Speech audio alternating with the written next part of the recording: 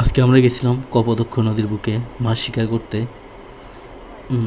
দেখতে পাচ্ছেন আমরা সাথে নিয়েছিলাম নৌকা আর বিশেষ পদ্ধতির কৌটা।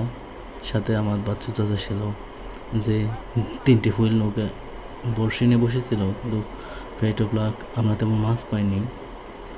তবে কার্টুনগুলোতে হয়তো মাছ পাওয়া যাবে, এগুলোতে অনেক কুচু চিংড়ি পাওয়া যায়, এগুলো সকালে আমরা চেক করতে পারবো। কত বলে 53,000 না 63,000 বেচছে। খাই আর কোনো কাম আছে? 63,000 টাকা লাউ বেচবো, কয় হাজার লাউ লাগবো? 100 করে বেচলো। এত মধু। হ্যাঁ, আমি একটা পাইছিলাম গজার, কেজি পাঁচশো করবো।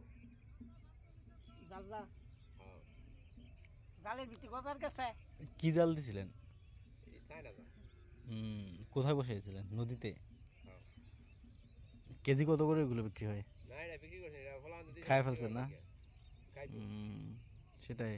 কিন্তু বিক্রি করলে তো মাশাআল্লাহ ভালোই দাম পাইতেন। দুই হাতে বেড়াই না কারো। ও ইয়া রাঙের সরে নামাতে ইয়া কাটছে, 16 আর বাতি যায় খোকনে দেন কেটে পানি ছাড়ছে। সকালে জাল দিয়ে গেছি, হাঞ্জালা করে মধ্যে বান কেটে পানি ছাড়ছে। পরের দিন সকালে এই যে মাশাআল্লাহ এটা যাক করলে ভালোই।